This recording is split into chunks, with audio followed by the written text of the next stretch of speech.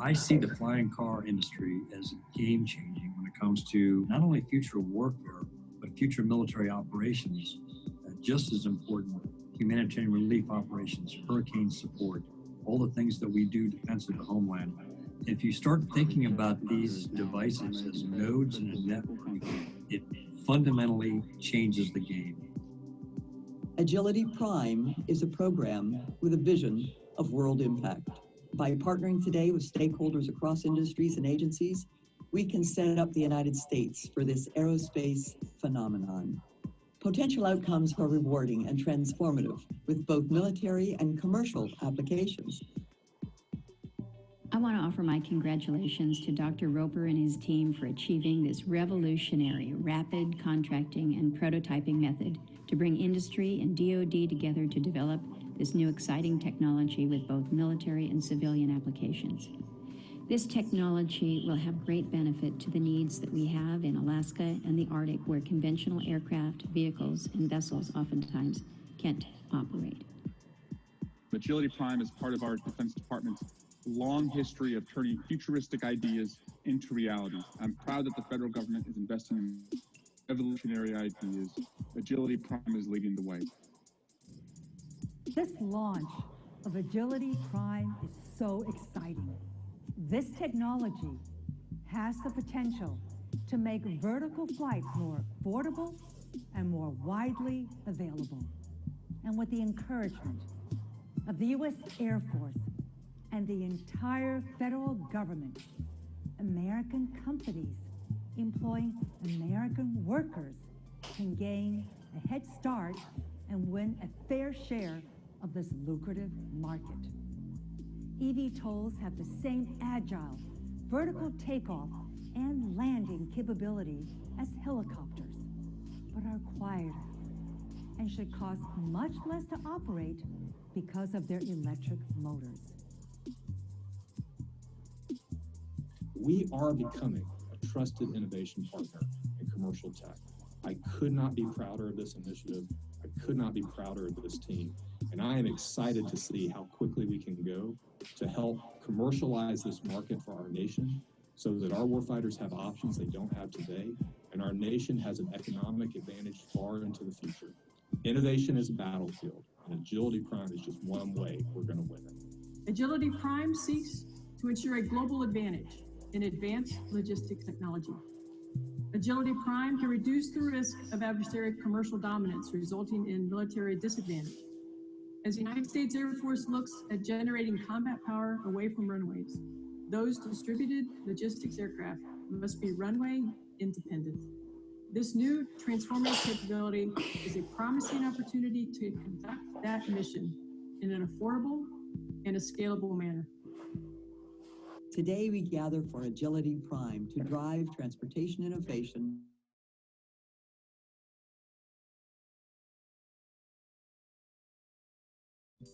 lower barriers to entry, and automation technologies make the requirements on the pilot much less.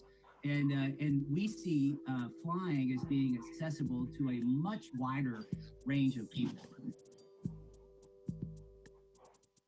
It is truly a great credit to Agility Prime. They can put on this virtual event with so many hometowns of the United States represented.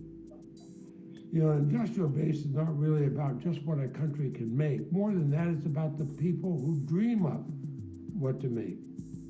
And then, of course, those people who make it.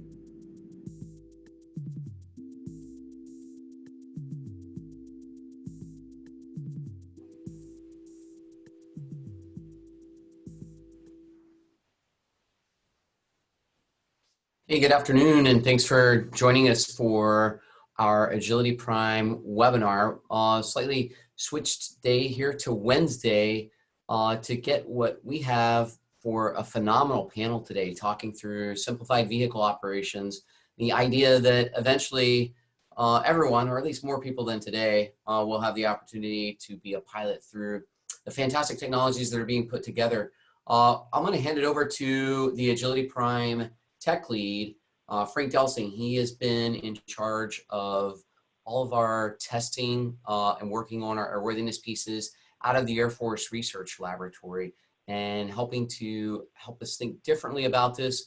We have begun some of the initial discussions with great help of our industry partners, thinking about what training looks like into the future, thinking about how to start bringing into our Air Force the capabilities to do simulation in the very near term with some of the contracts that we have, and then looking forward upon completion of some of those airworthiness capabilities, the opportunity to start flying. So got a great panel here today with a fantastic moderator with Frank. Frank, thanks for your time. Thanks for all of our panelists here today. Over to you. Thanks, Colonel Diller. It's really it's exciting opportunity for me to be here today. I'm going to go ahead and share my screen and show you some of the experts that we have here to talk about simplified vehicle operations. On Agility Prime, as Colonel Diller mentioned, I'm the technical lead. So that essentially means I'm focused on airworthiness and test side of things when it comes to the orbs that we're looking at for the Agility Prime program. And so obviously simplified vehicle operations is an area that's very exciting for us in terms of the technology that's getting developed. So we've got a great panel here today. We've got representatives from government, from industry, from standards agencies, from consultancies. So you're going to hear some really interesting insight into some of the work that's going into simplified vehicle ops. So before I get started and start handing it off to the panelists to start giving you the information that you really care about, I thought I'd at least set the table and give you at least my perspective on what it means when we talk about SVO or simplified vehicle ops. So in my mind, it's really kind of a spectrum. If you go back to the Wright brothers' original flyer, you had an airplane that was arguably pretty difficult to fly. It was unstable in pitch. It took a lot of work on the pilot just to keep the thing flying straight and level if it flew at all. All the way forward to today, you get an airplane like the F-35B model that has a unified flight control system, so that it's seamless for the pilot when he goes from forward flight to vertical flight and everything in between. Well, so where does simplified vehicle ops fall on that spectrum? Well, you could argue that the unified flight controls of the F-35B are simpler than maybe what you saw in a Harrier. But I think what we're talking about when we say SVO is we're going beyond even what you see in the F-35B to the point where we start looking at increasing automation, autonomy, and some of the things that the airplane system itself can do to reduce to the pilot workload, really to the point where you start to see some of the requirements for pilot qualification and currency and things like that to get to the point where you can start relaxing some of those qualifications. And I think that's when you start to hit that kind of sweet spot of simplified vehicle operations, because otherwise we're just talking about making an airplane easier to fly. But there are reasons that we want to go beyond just making it easier. There's economic reasons, there's business plans, there are things, and you'll hear about that, I'm sure, from the panelists today on why we'd want to go there and take this beyond just making it an easier airplane to fly. I think some of the other topics here that we can talk about today is certification. Obviously, if you're talking about a new kind of more advanced approach to a system, now you have to start talking about how you're going to design that system, how you're going to test that system, how are you going to certify that system, ensure safety, how are we going to get public acceptance around this sort of thing, and really what kind of timing do we expect to see on these kinds of things. So listen for those themes as we go forward, and hopefully we'll have a really good conversation to really get the discussion started on where we see simplified vehicle ops. So I want to introduce the panel. First off, we have Mr. Dave Cizu. He's a flight test pilot at the FAA and a former Air Force test pilot. So true to my community there, and he's currently working in the area of some basically small vehicle or kind of more Part 23 traditional fly-by-wire kind of things. So obviously SVO is very near and dear to his heart. We've got Mr. Greg Bowles, who is our government affairs. So he's the guy that I touch base with a lot on the Joby platform. So you'll get to see some exciting little peek behind the curtain maybe for Joby's approach to simplified vehicle ops. We've got Anna Dietrich, who is the co-founder of the Community Air Mobility Initiative, so CAMI, and she's also working on the AC377 standards group there. So we'll get to hear about some of that. We've got Dr. Matt Dilsaver, who I work with closely here in the lab. He is an autonomy SME and also comes out of the flight controls section of the Airworthiness Office. So obviously a lot to say on where we might go with this in terms of certification, in terms of tests and that sort of thing. And then finally, last but not least, Mr. Robin Rydell, who is a partner at McKinsey & Company, providing really some interesting insight on the industry as a whole and why and where the simplified vehicle ops might be going. So that's what you've got to come. And I know everybody's pretty excited. So I'll go ahead and dig right in, and we'll get started with Dave Cizo. He is, like I mentioned, a test pilot in the FAA and aircraft certification. He's working on kind of setting up some of the rules and some of the ways that we can certify these smaller aircraft with the fly-by-wire controls. He's got, if you're interested in reading it, some really interesting papers out there on handling qualities and tasks and things like that, setting up really more of a DoD approach to how we would certify some of these more complex and complicated aircraft. Got a lot of history there. You can read it there. I won't read it for you, but lots of flying time, really a lot of thought time as well, thinking about these things. So I'll hand it off to Dave and let him take you through his introduction. Okay, check. Can you hear me okay? Gotcha. All right. Thank you, Frank. So today I'm going to present an FAA approach to evaluate automation functions. So I only have 5 slides, and we'll keep it at a very high level, but I look forward to diving into some of the details in the question and answer session. Again, the goal is to give you an FAA certification perspective at the aircraft level. There are many levels of FAA certification. Today, I'm going to be focusing on the aircraft. Next slide.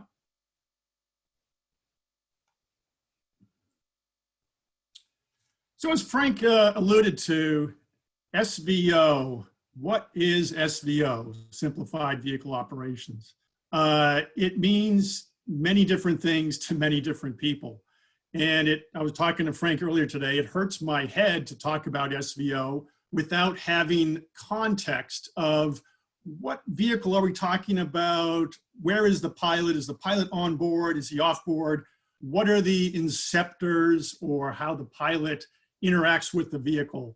And we'll get into that a little bit, but I'm going to try to keep this at a high level to kind of cover all the different use cases. I'm going to introduce a new acronym probably to some of you, and that's, you know what SVO is, but SHQ, Simplified Handling Qualities. Again, at the aircraft level, from a certification perspective, this is a new paradigm if you have an aircraft, like Frank was talking about, where you have reliable automation that takes care of some of those stick and rudder skills that all of us pilots have had to demonstrate over the years. And you have to demonstrate on your biannual review. Oh, great. I have a computer restart here. Hopefully it's not going to knock me out. Speaking of automation. Gotta love it. Anyway, that was not prompted. So simplified handling qualities, again, at the aircraft level, very important distinction. I'm going to talk about aircraft level. And what we're talking about is things that don't require traditional pilot skill sets. Now, SVO in general encompasses much more than the aircraft, right? It's the whole ecosystem. It's the mission, concept of ops, and all the things listed on the slide. Okay, to give you some context, you know, there's some groups that have been working on definitions of SVO. Gamma has done a lot of work in this space, flight level engineering, and what I'm going to talk about today is kind of relevant to ORBs or eVTOLs. It's also relevant to fly-by-wire in conventional aircraft. But for a use case, let me just talk a little bit about Easy Fly. We're using a single engine piston fly-by-wire aircraft and have a flight control system that is based in flight path with automatic envelope protections and automatic ground collision avoidance, where you have protections in angle of attack, G-loading, low speed, high speed, pitch, bank, all integrated. So keep that in mind as we go forward. But if you're flying a plane like that, that has automatic turn coordination, automatic speed trim, do you really need to test pilots in the ACS and the PTS the same way we conventionally do? I would submit that at the aircraft certification and at the pilot certification, that opens up a whole new paradigm, and we have to rethink the way we certify airmen and aircraft. And next slide, please. So here's the problem statement. We do have regulations in place for fly-by-wire, and we know how to certify fly-by-wire. We've done so with Boeing, Airbus, Dassault, Gulfstream, Embraer, Bombardier, et cetera. But if you look at the stability and controllability rules that are written into FAR Part 23 and Part 25, we don't really have adequate means of compliance or how you demonstrate, how an applicant demonstrates that they meet those rules. We also have special class airplanes, 2117B, and right now we're handling that with special conditions. Next slide, please. So here's some possible solutions. There is an advisory circular, and there's a method called HQRM. Next click, please. We're not going to use that because the Transport Standards Branch in the FAA says that we have to do something better. Cooper-Harper ratings. These are a system of evaluating an airplane that looks at pilot workload and pilot compensation and task performance. And it's very subjective. All trained test pilots are very familiar with this. We don't want to just use straight Cooper-Harpers. We're going to find an area to integrate those tools in our evaluation methods. Next click, please. So that brings us to what we're proposing of how the FAA will certify ORBs and SVO aircraft. We're drawing from what was done in the military with fly-by-wire helicopters and a helicopter military mission. They used an approach, and it's outlined in ADS 33. So I assembled a team of experts to look at what was done in ADS 33 and actually apply that same foundation of ADS 33 to the civilian world. We're calling those mission task elements and handling qualities task elements. Next slide. So yeah, we'll get into that in a second. So here we are with mission task elements, handling qualities task elements. They're repeatable tests. Very important that it's based on the vehicle ConOps, and it's tailored to evaluate specific compliance to the regulation as well as safe flight ops within the flight envelope. So it must link to an aircraft certification regulation. At the same time, it should also link to what the vehicle is designed to do, i.e. the concept of operations or the mission. Next slide, please.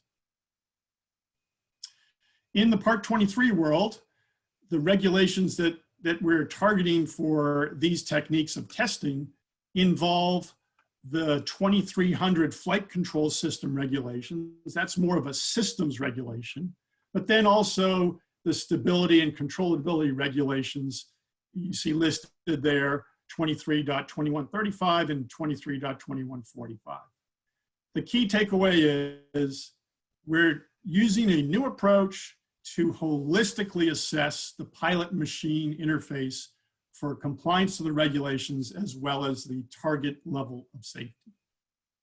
So that's a quick overview. I think I'm about at 10 minutes, so I will turn it back over to you, Frank.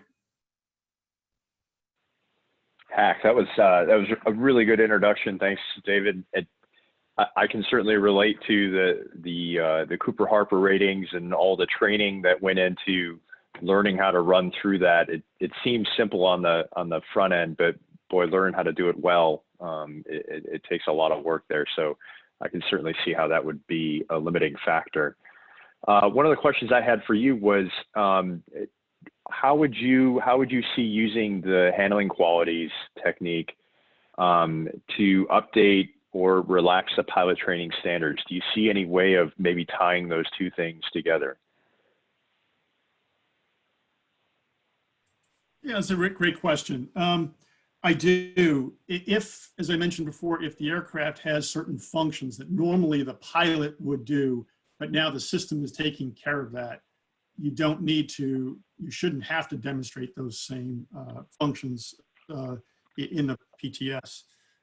There are a couple of different initiatives where we are working with our cohorts in flight standards on the FAA side to actually go in and look at the PTS and the ACS at the private pilot level and the commercial pilot level in order to revise them with these new class of vehicles. So there's a link there between the certification side and the pilot standards side in the FAA then. Absolutely. It's an inextricable link, and I don't think you can really separate them. We have to change our rules in aircraft cert, and flight standards needs to change the way they certify airmen. And one more question, I think, and maybe Greg can chime in on this one too, even though he hasn't presented his slides yet, but do you see maybe the possibility of using your handling qualities testing? So in other words, finding areas where maybe the handling qualities are a little more difficult, require higher bandwidth from the pilot, to start targeting how you would design or where you would focus your design efforts in simplified vehicle ops. It seems like there would be an opportunity there to help focus your design team on where they want to use their precious time and resources to start making things simpler.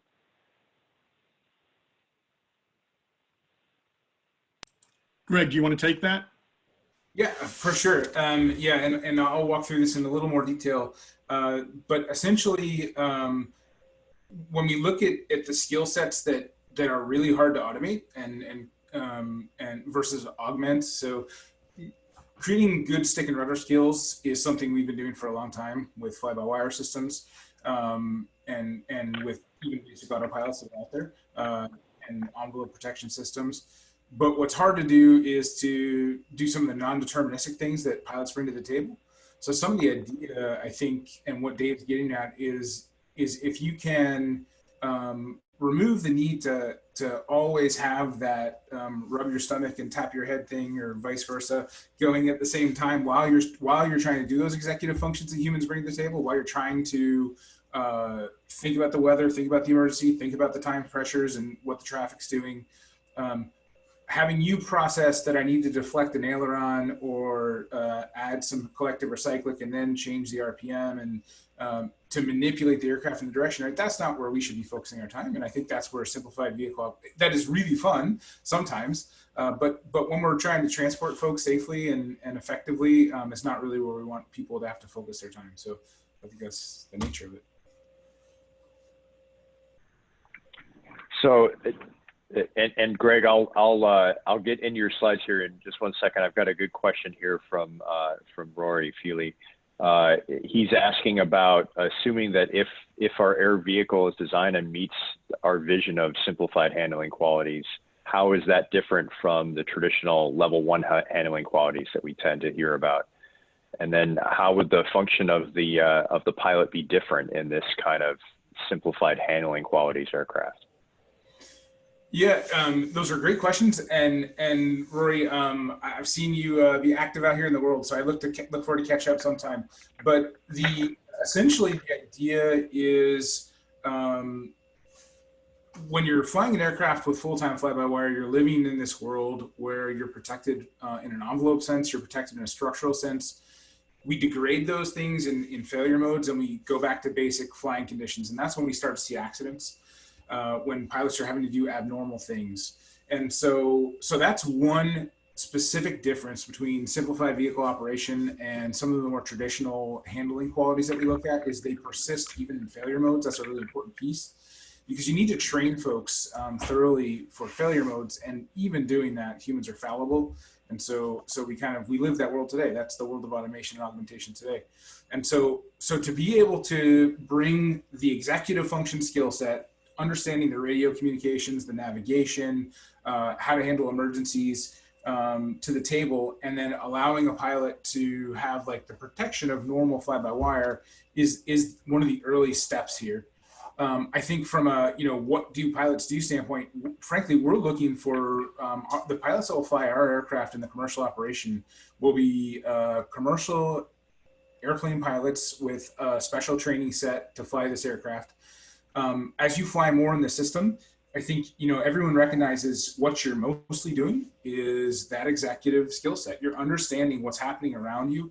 You're understanding the health and integrity of the vehicle. You're understanding what's happening with the people on board, and being able to focus more of your time on that and directing the aircraft with your hands still flying the aircraft, but not worrying about like coupled axes. So for example, when I want to roll the aircraft, having to backload a little on the elevator, right? That's something you don't even have to think about in these simplified aircraft in general. So like, I think your analogy, Frank, was really good in the beginning. If the Wright brothers, if we were out there still flying like the Wright brothers, almost unstable aircraft, we could make it work, but we'd be really tired and we would not be as safe. And so this is kind of another iteration of, it's an evolution of what we've been doing towards another step. And to be frank, like looking at the state of augmentation today, where we kind of fail it down, it's not reliable enough in its level of protection that we typically, the fly-by-wires today, they go to a basic modes where you are still deflecting surfaces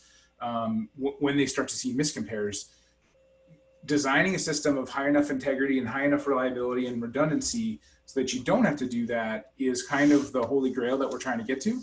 And eventually, I think we would see that where your head naturally goes is, well, geez, this is so easy to manipulate. And working on the radio and navigation, navigation and executive thinking is where I need to focus. Maybe that is a different skill set. So there could be a new class of pilots that, and I think that's what Dave, you were alluding to. But certainly I think, we're imagining a while of using all the critical skill sets that pilots have. Yeah, I agree, Greg. And I think what is different to me about level 1 handling qualities in a non-SVO airplane and level 1 handling qualities in an SVO airplane is, in an SVO airplane, I think the pilot is on the loop, not in the loop, and can take more time to do those strategic things that humans are really good at, thinking in a broader perspective. So that's a new philosophy. But if you peel the onion back on the aircraft and the way it's designed, I believe that the architecture of the flight control system and the failure modes, as Greg alluded to, that is a key enabler to not expect the pilot to jump in the loop and save the day after a failure. We'll assume that a failure will happen, but the basic handling qualities, there is no degraded mode. The basic handling qualities are the same. So just a concept. And I think, yeah, that's a very important distinction, and what really makes some of these concepts different from what you typically see today. Thanks for that, Dave. And everyone, I just want to say thank you for the questions that we're getting. We're already getting more than we could possibly answer in an hour and a half. So just realize that even if I don't get to your question live today, the questions will be answered either through email or posted onto the agilityprime.com website later on. So we will get to those questions even if we don't get them live today. Okay, so in the interest of time, thanks for that, Dave. That was a great presentation, good discussion. I'm going to go ahead and transition over to Greg. He is again our government affairs guy on Joby, so he's our primary POC as we're working with Joby on Agility Prime. He's got lots of history there, as you can read in this space of eVTOL, and working through some of the regulatory hurdles that we start to see already and we expect to see in the future. So Greg, I'll go ahead and hand it over to you for your presentation. I'll cue your slides up here so you can get started. Awesome. Thank you very much, Frank. And so, yeah, so in this space, there's a lot of questions. We can jump right to the first slide, the first content slide, actually, if you want to. So just to summarize, I think everyone knows Joby. We'll kind of go, you can jump ahead. So we're based in California. We're flying this aircraft quite a bit. By the way, we'll get to this in a second. We look at this, and you can click once, I guess, and it'll show some data here. There you go. So we consider that aircraft to be an airplane that can also take off and land vertically. So the method of control that we're looking at is much more like the F-35B unified path than maybe what collective and cyclic stabilized controls might be. That aircraft that we're showing you spends most of its time on its wings, flying on its wings, and the vertical aspects are kind of limited in duration, and the wave control vertically is very different than what a helicopter would be. The failure modes are very different than what a helicopter would be. So we can go into that detail if there are questions later. To frame this conversation, I think what's important about what we're talking about today is it's like 85% or more of accidents, right? Fatal accidents today are caused or are blamed on the pilot, right? So pilots are blamed for like 85% of the accidents. There is contributing factor there, right? Is it fair to have a partially failed aircraft that has difficulties asking you to do something during an emergency you don't do typically? That's a stressful load. And so the point here is to start taking a bite out of that. Put systems in place so that we don't put pilots in those corners. The number one fatal cause of accidents today is loss of control. So that in the fixed wing world, it's a stall spin. In the helicopter world, it's very similar, actually. It's a power mismanagement accident. And so that's just basic, the human error of our fundamental moving in our hands and feet properly and focusing on the energy state of the aircraft and the coordination of the aircraft. Number two is control flight into terrain. Number three is systems and component power plant failure. And then really interesting, the fourth fatal cause of accidents is running out of gas. That's fuel. Unknown mid-air collision, on and on. But the point here is that simplified vehicle operations can take a huge chunk of those accidents and make our lives more reasonable as pilots. So let's jump ahead and kind of talk about how this has happened once before. So with controlled flight into terrain, and actually I think if you click once, there's a build on that. It might be one more. There you go. So once upon a time, we were seeing pretty steady CFIT rates, and it was like the third cause of fatal accidents for a decade. And all of a sudden it started to go away. And, we were all scratching our heads initially because there was no new mandates, there was no new training, there was no new equipage in the aircraft that was measurable. But what happened was low-cost GPS came along and everybody had moving map technology. And all of a sudden we stopped crashing into stuff as pilots, right? So technology came along, pilots adapted it, carried it on. It wasn't certified, just carried this equipment on and started saving lives like no other safety technology. Now, this is the kind of thing that technology can do when it's incorporated well. We could pick this apart and say like, hey man, these batteries could fail. These iPads, who knows if that's the right data? You could have a frozen screen. All true, but look what it did with all those weaknesses. And so when we're able to like reasonably put in place technologies that can take whacks at these big areas like loss of control, that huge hanging issue, we really have huge opportunities. So jump ahead if you would, Sterling. We can jump one more. So when we look at this issue, you start to say like, what does the pilot bring to the table? So if we're talking about the things that pilots are good at and things that pilots are not, let's look at everything a pilot has to do. So I sometimes look at a pilot as a processor, like a computer processor or a meat processor, that a human processor, and so we're manipulating things. We can move our processor around physically because we have our bodies. We also have software that's in our head, and that is the stuff we learned when we started to fly. So some of that was given to us through reading material. Some of it was given to us through experience. So let's look and deconstruct that stuff that we've learned. So these are the chapters of technology and some of the areas that we've kind of learned over time. Pre-flight planning, inspection, decision-making is one of these things that's really an experiential thing. Communications, systems management, taxiing, takeoff, landing, terminal procedures, navigation. I think that one, I forgot what that is. It's missing its title. Sorry about that. And then detect and avoid, emergency procedures, evacuation, the X factor. So the X factor, by the way, is this idea that sometimes Sully Sullenberger does something he was never actually trained to do. And that's awesome. And then sometimes my wife tells me to wash the dishes and I don't, because I don't always do what I'm told to do. And I would argue that the X factor can be sometimes more dangerous than good, and vice versa. Like, I think it's an arguable term that we need to look at. You know, how often do we do and not do what we're supposed to do? Oh, thank you very much. Manipulating the controls. There you go. That's what that was, I guess. And so when we start to look at this and break this down, the reason I've done it in this fashion, these are end-to-end skills. So we're looking at functions in a different way than engineers usually look at functions when we look at the aircraft.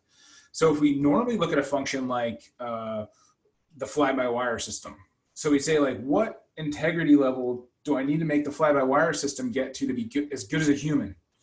Well, humans don't have a fly-by-wire system in them, but they do have stick and rudder skills. They do have takeoff and landing and taxiing procedures. And we can start to look and say, like, how good are humans at basic airmanship? Or how good are humans at taxiing and takeoff and landing? And so then, like, here's a good example, detect and avoid. You know, we all debate this issue. How good do we need to have detect and avoid before we're going to be comfortable with drones flying around up in the sky? So I will tell you, as a pilot, we probably don't see that well, right? I mean, we get a lot of traffic calls, 3 miles, 12 o'clock, and say, like, okay, oh, now I see them as they're going by, right? And so it's not perfect, but it's good. And how good does that computer have to be? Does it have to be 10 to the minus 9th? Or if it were 10 to the minus 5th, is that way better than we're doing today? So the reason these skills, breaking them in this way, is important is it gives us an ability to start having bite-sized conversations. I think my last set here, if you jump ahead, Sterling. So I mentioned this earlier, and one of the keys here is, and I saw there's some great questions, like, why is this any different than any existing autopilot or any existing avionics? Everything today is predicated upon this idea that we're very uncomfortable letting HAL have ultimate control of the spacecraft, right? So at the end of the day, we want the human to manipulate something and have a hard time doing something. That's what we're comfortable with. Like, at least I want to work on the hydraulics, right? I don't want the system to have ultimate control. So that's where we are today. So give it a click. You'll kind of imagine we lost heading information. So if we lose heading information, what do we do today? We shut off the autopilot and we say, like, hey, I know you're in icing and I know it's late at night and you're tired and there's mountains, but we have inconsistent heading information. So Mr. Pilot, we're going to shut that off and you no longer have this tool to help you. That's today's state of automation, right? So let's jump ahead to kind of where some fly-by-wire systems are and where we need to be. So let's imagine that same failure. So click one, Sterling, like with a 3-channel traditional fly-by-wire system, the opportunity is, okay, we know fly-by-wire 1 and 2 are now seeing a heading issue, but we've got plenty of consistent fused information. So we know where we are and we know what we're doing. We're going to flag that. We're going to say, like, hey, there's bad heading information. It's a maintenance item when you get there, and you can click one last time. I think this is the last one. And from the pilot perspective, great. I will let the mechanics know when we get on the ground. I will continue keeping things going well up here in the sky. So this is what really, in my mind, is the physical differentiator between where we want to be with simplified vehicle operations and where we are today, like as the very first step into it. You can imagine over time, we can automate all those buckets of functions I talked about more and more. Eventually, once you've automated every single one of them, you are looking at autonomy, right? Once everything in that skill set that the pilots are being taught can be easily automated, that's autonomy. And that could be a long way out, but these are like the bite-sized chunks that get us there in a really safe way. And so from our perspective at Joby, we're looking at going after the things that us pilots are not awesome at every single day, making our lives a little easier, and then still letting the pilot be the master of the ship, deciding, making all the decisions, doing the communication, the navigation, frankly, controlling the aircraft, but just controlling the aircraft within bounds. So that's it. Thank you, Frank.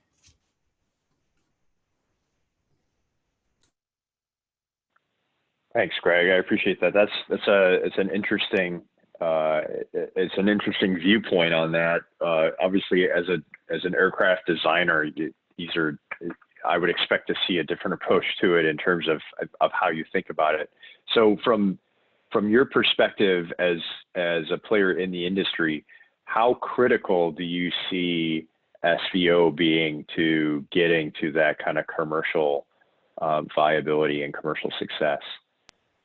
So a lot of the folks on our team have talked about this in the past, but eVTOL specifically is going from a thrust-borne lift onto a wing-borne lift and back and forth through a transition phase there. And so from a human standpoint, that can be difficult. If you look at the Harrier experience, it's proven to be. And then if you look at what's happened with F-35B, the functions aren't exactly automated. The pilot still commands what speed the pilot wants to fly at and commands the direction they want the aircraft to go, but the pilot doesn't tilt nozzles and doesn't rate up and down RPMs or thrust. And so by being able to command your path all the time in the same way, so instead of like a Harrier where you kind of transition from one set of controls to another depending on the regime, in the F-35B, your hands on the same, back is up, down is forward. The unified control scheme is very helpful. That's really important for eVTOL. So having pilots of eVTOL be able to fly these aircraft in a very simplistic way is critical. So if this had become really difficult, being able to hover or do thrust-borne lift versus being on the wing, and if that was a very difficult skill set, that takes extreme amounts of training. That's what the traditional powered lift ratings have been. And so by being able to employ a degree of simplified operation, you open your world to a lot of existing airplane pilots, existing helicopter pilots. The stick and rudder skills or the pedal, yoke, and pedal collective and cyclic skills are not as necessary. And so it's the functions that all pilots get over time that become really critical. And that's helps the success of this industry going forward. Okay, and then one more question before we move on.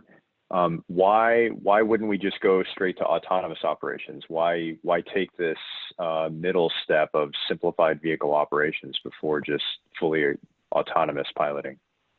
Yeah, good question. And so if you look at all the buckets on that screen, I think there was 13 of them. Simplified vehicle operations probably checks away like 4 or 5 of them, but it doesn't take care of things like detect and avoid. It doesn't take care of the decision-making pieces. So that's the technological side. There's a little bit of technological development, and that's happening quickly. I'll be frank, like we're ahead of where we think technology is going to get in those spaces. So it's important to be able to begin these endeavors now. The other thing is the regulatory area. As that technology firms up in those areas that are a little looser, the regulatory environment will then firm up next, and then public acceptance will firm up. So there's like a little bit of a time window that we see as a concern area. And yet eVTOL, power density is always a question, right? Power density is wonderful, guys. It is where we want it to do what we're doing. Everything off the shelf, industrialized technology put together in the right combinations does eVTOL wonderfully today. If you want to make it autonomous, I think that becomes a risk area. So we're going down the simplified vehicle operation path. Great, thanks. That was really interesting. Thanks, Greg. It's always an insight to me to hear things from an industry perspective, because obviously, on the government side, we're more of the operator user perspective than we are of the builder designer point of view. So really appreciate that. That was excellent. All right, so moving on, so we can stay on schedule here. We've got Anna Dietrich on board now. She's a leader really in this industry, and she's been working. Obviously, I mentioned already that she helped to co-found the Community Air Mobility Initiative, but she's also been working on the AC 377 ASTM Standards Committee for this space as well, and some of the autonomy stuff. So I think we're going to get some really good insights here from Anna. So I'll go ahead and pull up your first slide there, Anna, and hand it off to you. Great, thanks so much. And I'm just going to start by saying that I followed directions. I only gave you 2 slides. So I will talk a good bit to each of them. I think there was a fantastic conversation that Dave and Greg have already set up for us. So one of the themes that has been mentioned in the conversation already and that I've seen come through in the Q&A is the certification and regulatory connectivity between this and what we're doing already. And that is what ASTM AC 377 was created to do for autonomy and automation broadly, and SVO is part of that. So for those of you who aren't familiar, ASTM is the Standards Development Organization which hosts the majority, I will say, of the means of compliance that have been accepted for Part 23, Amendment 64, which is the performance-based rule that in many ways has made a lot of this possible. And in fact, just yesterday, I believe the Federal Register published notice of acceptance for a significant chunk, a new library for that rule. So the AC designation within ASTM is for advisory committee, and what that is it's an opportunity for collaboration among different lines of technical development within that organization. So AC 377 supports and hosts participation, I guess I should say, from all 4 of the aviation committees that you see listed there. So everything from light sport aircraft all the way through general aviation aircraft and the unmanned aircraft system. So it's a nice meeting of the minds in that regard. So we're trying to come up with kind of holistic approaches for this. One of the pieces of the AC committees is we don't write specifications the same way as F44, F38, et cetera would do. We are publishing a series of technical reports to provide foundational information and guidance for the technical committees and for the industry in terms of how to think about certification for autonomous and highly automated systems. The first 2 reports have been published. Those are the Terminology and Requirements Framework and the Developmental Pillars of Increased Autonomy for Aircraft Systems reports. And the third is Regulatory Barriers to the More Widespread Use of Autonomy in Aviation. That is under development now. I expect to see that one published mid-next year. For the Terminology and Requirements Framework, I'll just say a few words on that. It really is building off of the concept of the deconstructed pilot that Greg shared. So the idea is to do a functional breakdown of what your system is going to be doing. That allows you to be flexible. Are you automating 4 things, like Greg mentioned? Are you automating everything? Are you automating one slice? And from there to go through a series of questions, a decision tree, if you will, of how to come up with a tailored set of requirements that would adequately address the considerations for that function in that system. It also takes into account where the ultimate responsibility for that function lies. Is it with a human or is it with a system?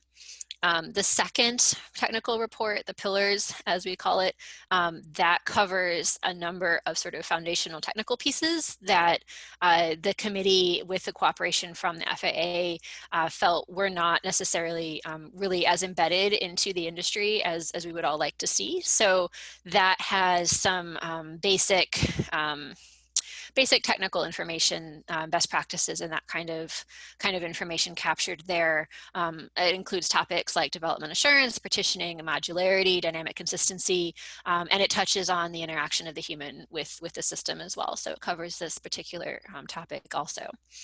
The regulatory barriers is really just what it sounds like. We're doing a deep dive review of the relevant CFRs, so Part 91, Part 135, et cetera, to look for places where there are large barriers to autonomy in the rule language. A lot of those things center around the definition of a person and the definition of pilot in command, and how do we deal with it if the thing that is actually controlling the aircraft isn't a human PIC. So trying to figure out what an appropriate approach would be for that, and to help us sort of modernize the rule language going forward as well.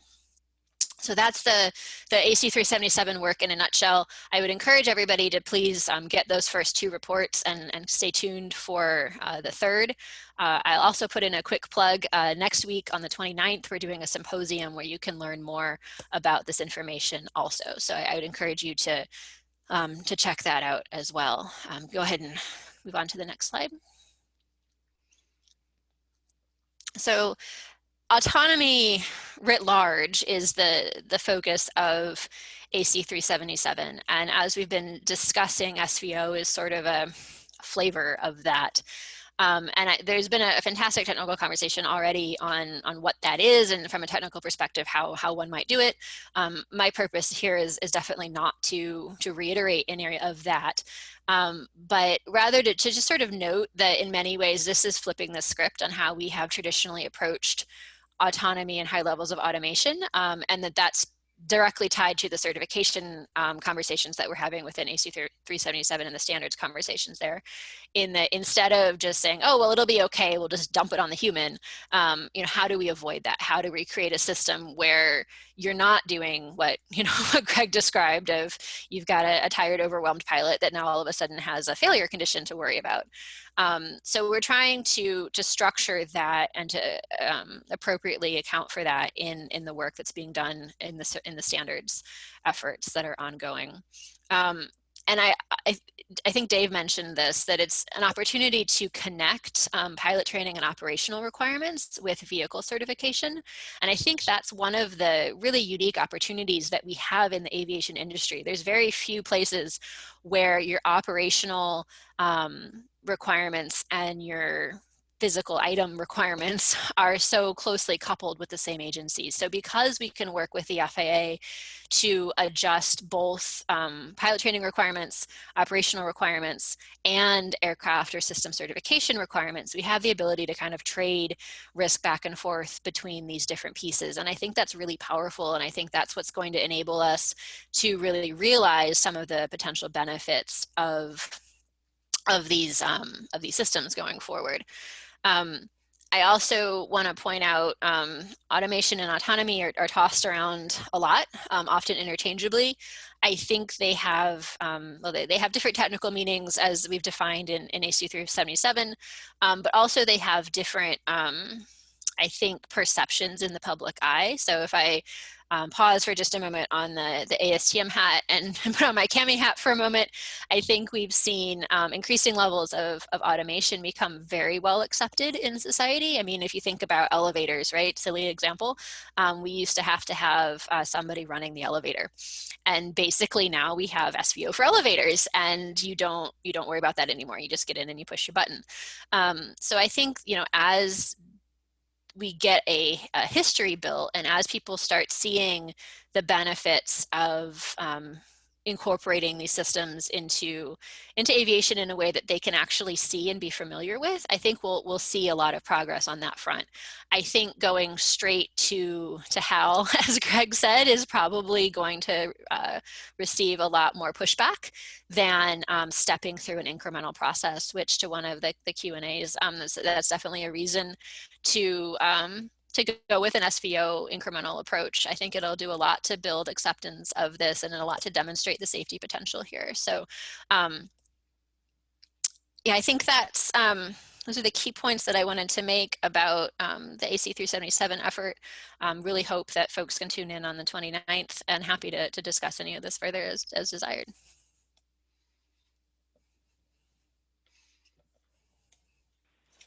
Thanks, Anna. That's great. It's really interesting that you mentioned the linkage between training and the hardware, and obviously in the Air Force you see that linkage is probably even stronger than it is in the FAA, in that we own, operate, maintain, certify our aircraft, and we also train and certify our pilots. So there's a linkage there, but we're starting to see the same kind of things in terms of we need to train our pilots differently.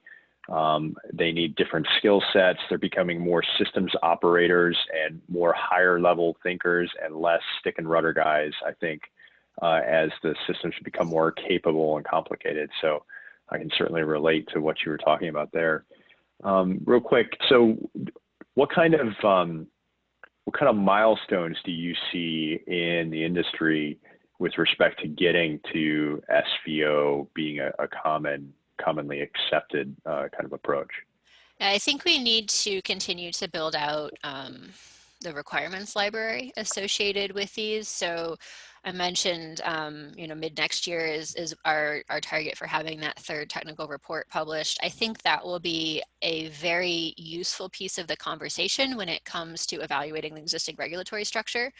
How long it will take from that point to changing something or having an exemption or waiver pathway sort of defined, I don't really know about that. It could be longer than I might like.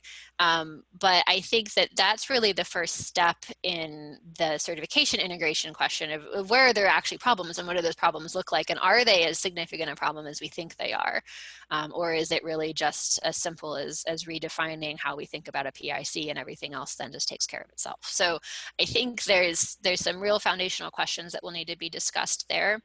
And then I think, the industry talks a lot about going through a crawl, walk, run phase. And I think the implementing that crawl phase in a responsible and transparent way is going to be crucial for the longer term advancement of things in that public trust building.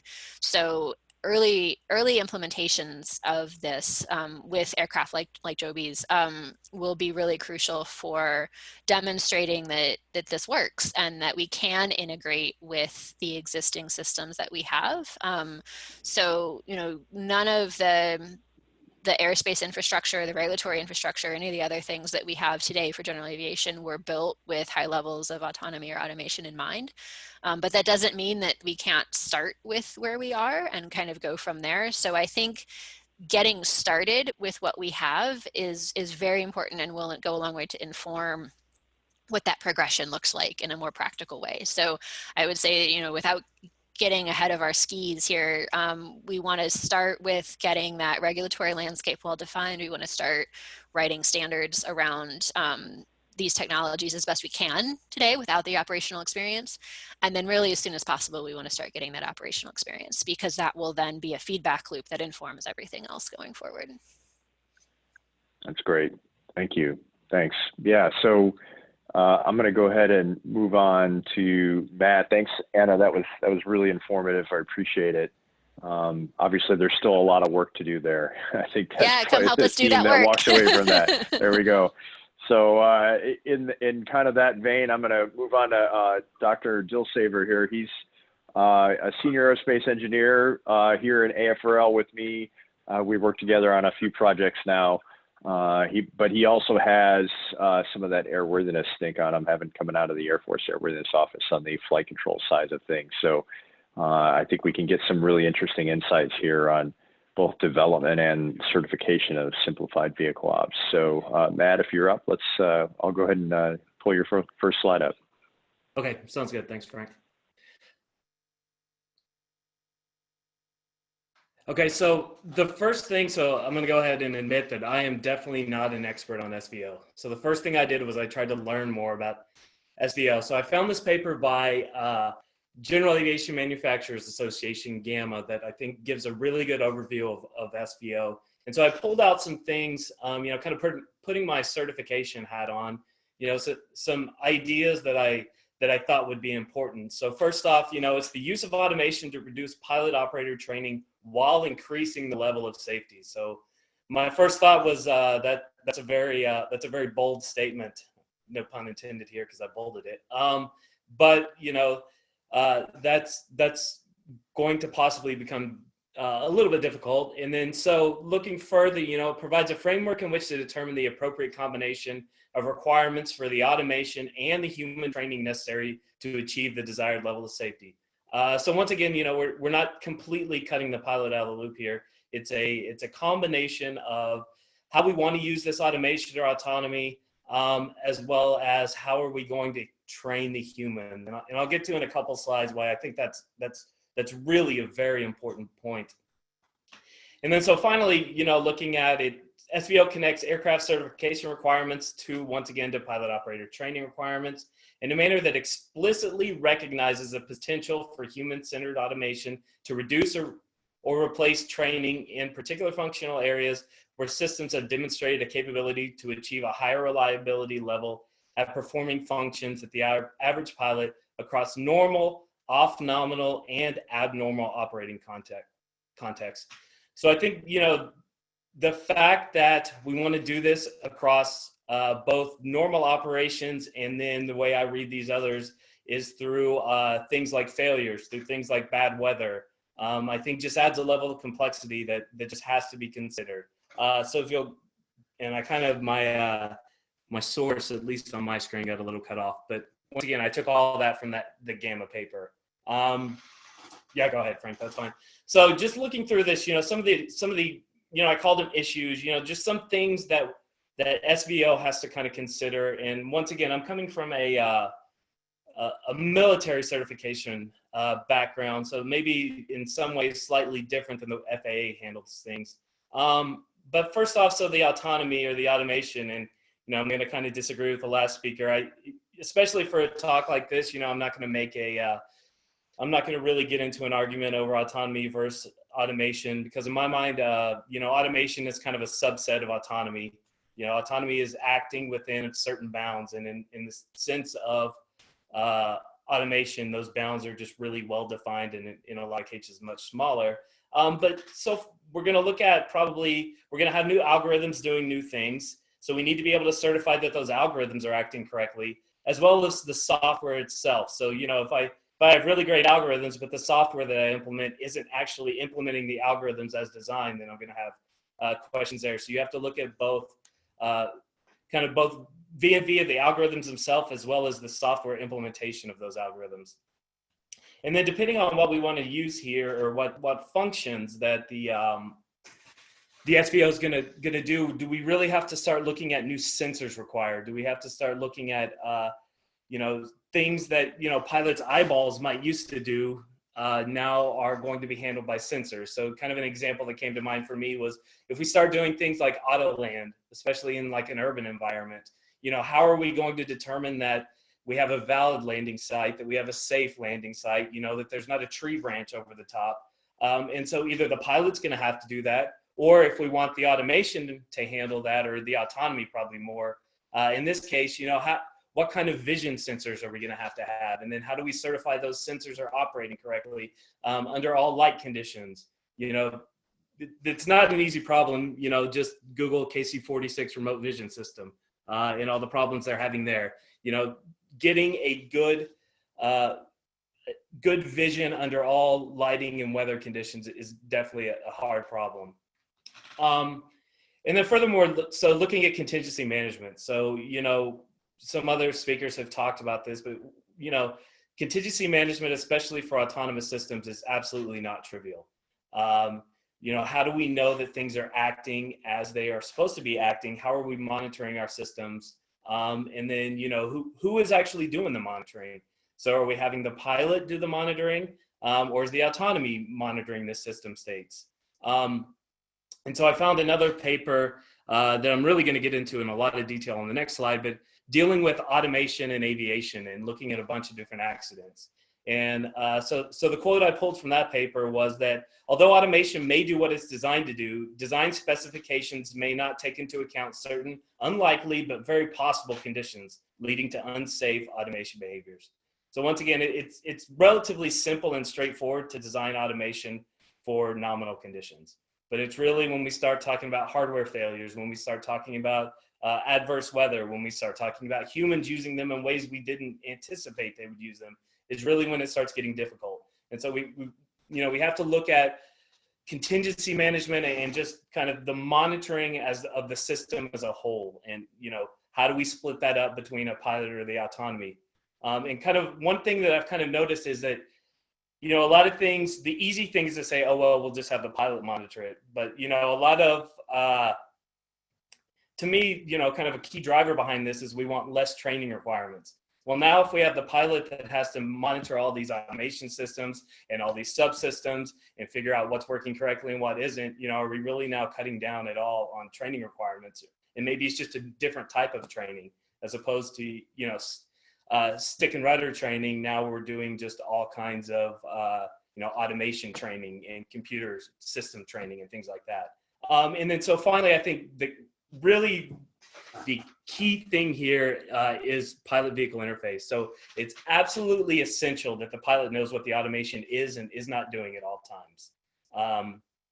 which once again could drive additional training. And it has to be very well represented to the pilot, the current state of the automation, and what functions the automation is and isn't doing. And that could be very different from aircraft to aircraft, in which case you would have to have, just like we do now, specific aircraft training for each aircraft that you're getting into. So next slide, Frank.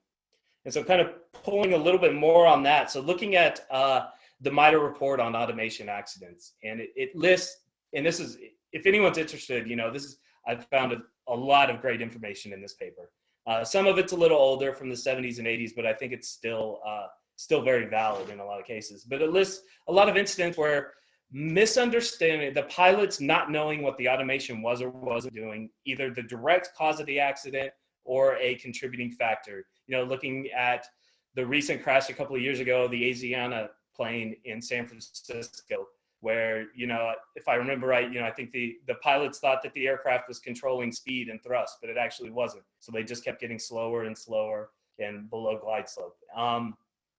And so, kind of looking through this, some things some key questions that they list about, kind of relevance to SVO, or things that really need to be considered when we start doing this is, should the automated systems inform the operator after making a change, or only make a change that has been acknowledged by the operator?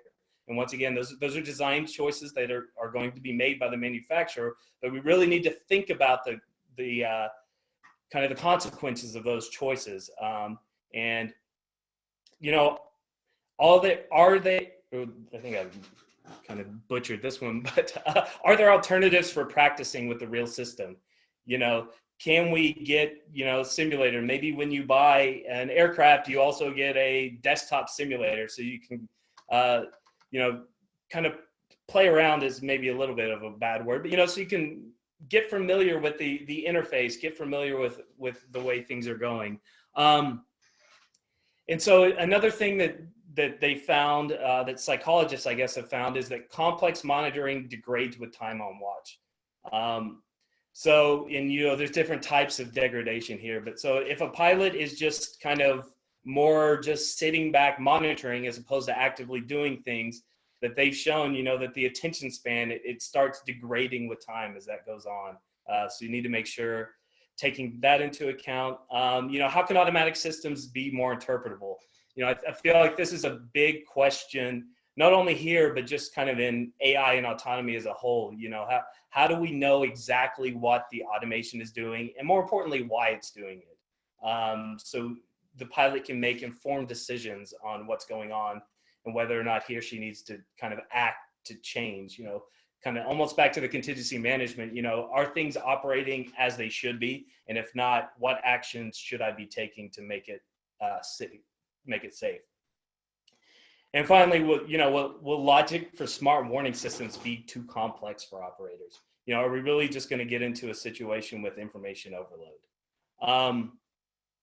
And then finally, another point from this, from a joint NASA industry workshop, I can't remember the year, this might have even been back in the 90s somewhere, is that, kind of going back to monitoring degrading with time, is that, are we just is the pilot going to become bored and complacent and just really not paying attention then to what's going on, depending on how much automation? And I think this kind of comes back, I've met in the past with some of the autonomous car companies.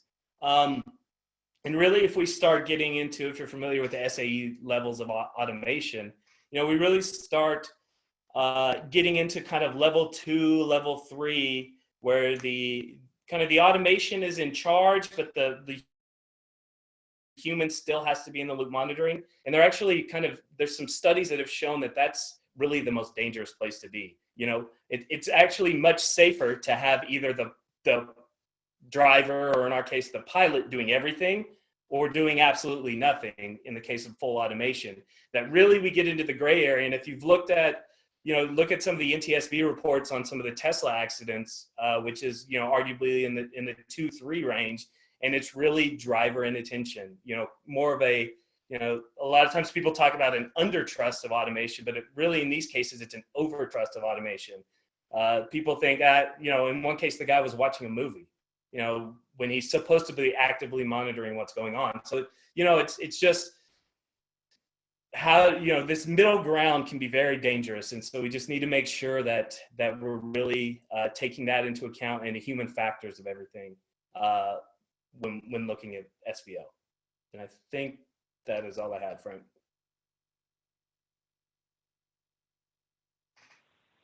Thanks, Matt. I appreciate that. I heard some common themes running through that in terms of training, transparency, safety. I think those are all important things to remember as we start designing systems that can also be certified, because obviously if they can't be certified, then that leaves us in kind of a place where we're stuck. And in Matt's defense, I asked him, I think 2 weeks ago, I said, hey, would you be willing to talk on automation with SVO? And he said, yeah, sure. I just don't really know what SVO is. And I said, okay, great. We're going to do it on Wednesday at 2:30 or 2 o'clock. So we'll see you then. So you can obviously see why he's got a PhD, because he went and found papers and he's got references. And I did my introduction with my own opinion on things. So there's a big difference between a guy who really knows what he's talking about and somebody who just likes to hear himself talk like I do. But anyway, along those lines, Matt, any thoughts on how maybe modeling and simulation might come into play when it comes to certification of SVO? Do you see any radical kind of changes we need in that environment? Do we have the tools necessary now to do that sort of thing? Do you see places that we need to develop? I don't really see where SVO is going to cause any really driving of any new modeling in sim. But on the flip side, I do believe that, M&S will be very important as we're doing things like pilot instrument design, and, how are we telling, normal caution warning advisory type stuff, and how does that all look, and how do we prevent operator overload? And, a lot of those things, once again, I'm not really a human factors person, but, a lot of those things they can study in the simulator and figure out, how what the best way to present information to the pilot is. And then obviously, when we're designing autonomy, we varying levels of M&S depending on where, the kind of design maturation is at the time. But yeah, I don't really see anything where we need to change the type or the way we do M&S. Yeah. M&S has gotten pretty powerful over the last decade, really, or longer, but I think there's a lot of capability there, and I like the idea of leveraging it for getting there. I think as our autonomous systems get more and more complicated, I think there's a lot of work to be done there as well. But yeah, and then and one more thing. So do you foresee, from a certification perspective, do you see them starting to kind of dictate the controls from a simplified vehicle operations perspective? Is it going to be PlayStation or is it going to be Xbox? Is it going to be, do you kind of see them, the regulatory agencies, kind of driving towards a singular type of controls, or maybe leaving it more open?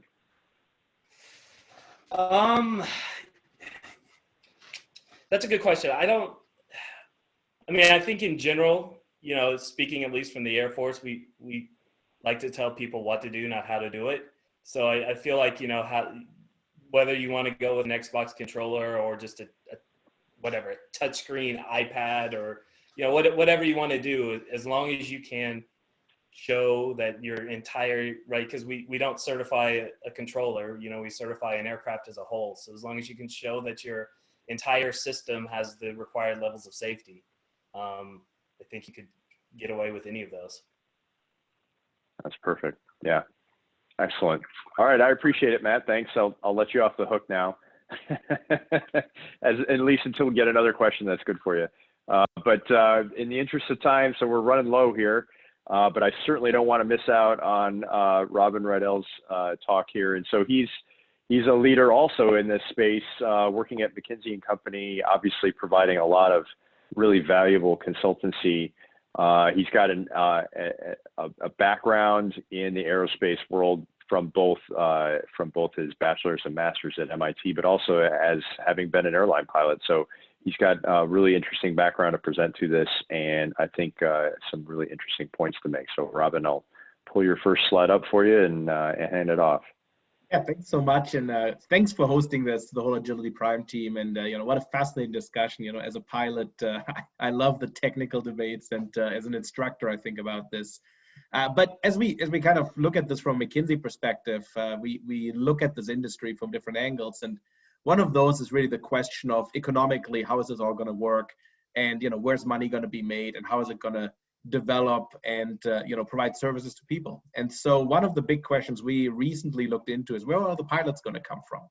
Right, pre-COVID, we had a bit of a pilot shortage, and we had a question around, if we're going to see a ramp up, that will some of these vehicles being successful and many of them piloted, what do we need from a pilot perspective, and what is that going to cost, and what is that going to matter from an economic perspective?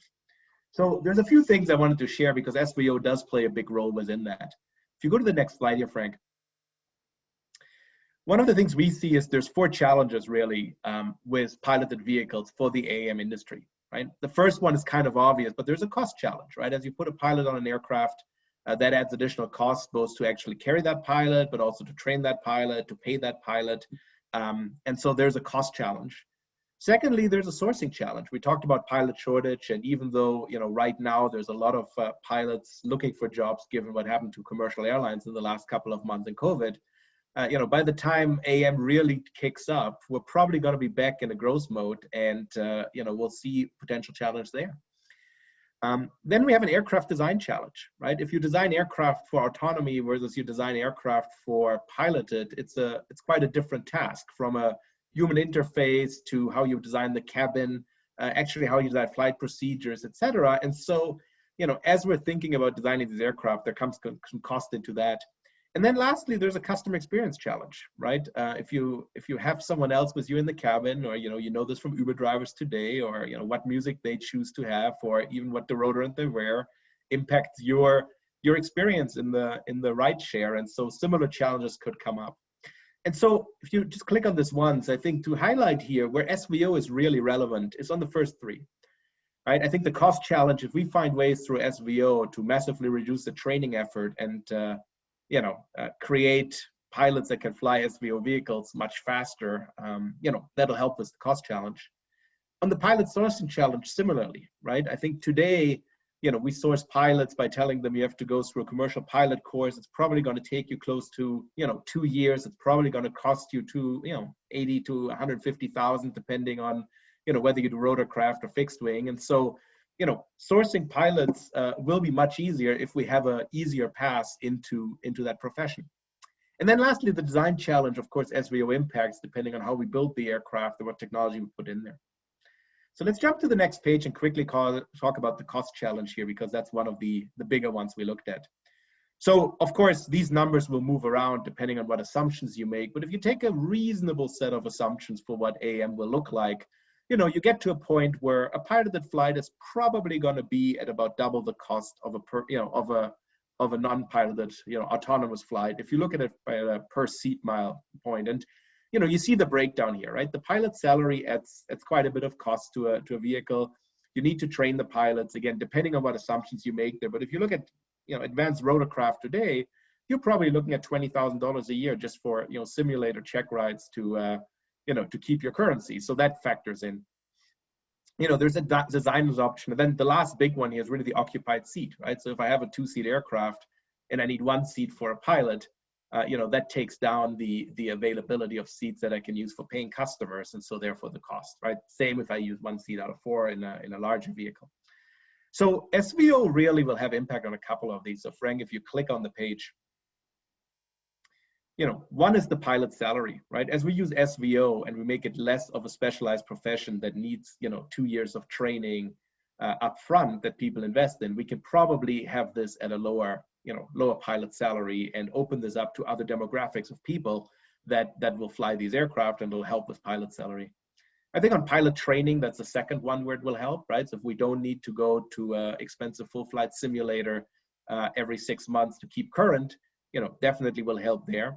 And then lastly, on design adoptions, of course, we'll see some impact there. And so SVO will help bring down the cost of AAM, which then will help adoption, will help make this a mass, transportation system rather than, a toy for the rich. And I think that's something many of us are looking forward to. Next page, please. So to talk quickly about the pilot challenge, and I know there's a lot of debate around this. We published a paper pre-COVID with these numbers, and we said, look, today we roughly have about 360,000 pilots. Business aviation is about, say, 50 to 60,000, and then airlines have the rest. We were going to see attrition over the next 10 years of about 150,000, and then as the airlines grow and as UAM comes on board or AAM, we will see additional need for pilots. Now, COVID had changed that a little bit, but not that much. I mean, two things, and Frank, if you just hit the slide forward once. Two things we'll see, right? One is by 2028, we will probably, be back on a growth path for commercial aviation and business aviation, right? And so airlines today are hurting, we're down significantly, but, they are projected to ramp up by 2024, 2025. So when this industry really becomes live, right? So when we're starting to see scale in AM, we will probably be back in the growth rate for airlines and for business aviation. So there's going to be a bit of a shortage just from that. And then the second thing to notice is we're going to have heavy attrition over the next years, right? People are leaving the profession because they're furloughed, or we see a lot of early retirements that the airlines are providing incentives for. And as a result, probably that attrition error will go up quite a bit. And therefore, we'll need to train way more people to actually get back to our 2028 number, right? And so you will see the influx for training probably going up by another 50, 100, 150,000. And so that means money on the one hand, right? It's expensive. We think if you had to train the 60,000 AAM pilots here with traditional means, you're looking at $4 to $6 billion just the training cost, right, for an industry. So SVO can massively help with reducing that cost, but it will also help with the timeline, and it will help with the people that we can draw into the profession that will actually qualify for this, right? So if you no longer have to do a 2-year, in-depth study, opens up to other demographics. So that was a quick overview of how we look at the economics here and how SVO will impact those. Frank, on the next page, just very briefly, we did publish a white paper on this. It's freely available on our website, so you can download it from there. And then feel free to reach out to me with any questions. Very happy to engage on the topic. Thank you so much for hosting, Frank. Thanks, Rob. And that was really interesting. It's funny. I've been keeping my finger on the pulse of the whole pilot shortage thing, partially just being a pilot, but also because a lot of my friends in my year group are certainly in that kind of that window of they were all getting the pilot jobs that are now getting furloughed. So it's very interesting to me to keep track of that and all the talk about the causes of the pilot pilot shortage and all the solutions. I very rarely hear anybody talk about urban air mobility being a draw on the pilot population or being a requirement to that. And certainly, I think COVID's kind of taken the front seat to the pilot shortage. But in the end, I think in the long run, as you mentioned, the attrition numbers go up when you start coming back because you're not going to get everyone back that has left now because they're going to go off and do other things, and some guys are going to like that. Right. So I think that's a huge problem from a pilot perspective. And if you think about the Uber model to urban air mobility, if all our Uber drivers had to have very specialized licenses to be able to drive an Uber, suddenly that business plan has trouble as well. So it is interesting to think about this from that perspective. In that line or along those lines, what do you see as kind of a method to how do we prime the kind of the pilot training pipeline to allow us to fulfill these requirements for SVO? Yeah, I think it really will come down to what the certification levels are and what we can get to, right? So depending on what taxonomy you look at, if you look at SVO2, we're thinking about a few weeks of training versus 2 years of training, right? And if you think about the curriculum, right, what you have to go through either today as a commercial, fixed wing pilot or helicopter pilot, you look at things like, turbine engines, you look at things like high altitude aerodynamics, you look at things like, weather phenomena on long range flights. all things that are not relevant to this environment, right? So if we, on the theoretical side, can really skim down the curriculum to the relevant pieces and add a few, right, for the urban environment, and then on the actual flying skills side, have the vehicles that would truly enable, a much more simplified interface. We could get training times down to a few weeks, and call it the requirement for candidates to get into the industry would be much lower at that point as well, right? I mean, I look at some of the things that so the startups are doing. There's a helicopter company, as I'm sure many are familiar, in LA, which has started to do a bit of an iPad interface for smaller helicopters, and you could get people trained very rapidly on that, and then you bring down the cost from call it $100,000 to get your license to something more like $5,000 or $3,000, right? And so you get a different bunch of people interested in the job. You provide an opportunity to enter aviation through that path, and you make it a lot cheaper. I think those are some of the prerequisites we need to see if we try to grow advanced air mobility with classical pilot licenses. Right? The cost function just will not work out properly. And I think the value proposition will not work out, because there's one thing that, we're telling pilots in the space at that point, which is, listen, we want you to come in and fly people in the urban area, and, you're going to have to invest in a pilot license up front and make this career choice. But we're also very keen of automating you away, because everybody's talking about autonomy, and in 5 years, you're going to be out of a job and out of a career. And really, you're just here until our computers are good enough. Right, and it's not a great value proposition to convince people to spend 2 years and $100,000 to get a license, right? And so, question is, how do we integrate that with other aerial modes, right? Could this be a stepping stone like regional airlines into a later career, right? Those are kind of the things that the industry need to figure out. So a lot for us to do to really kind of unlock the pilots into the space.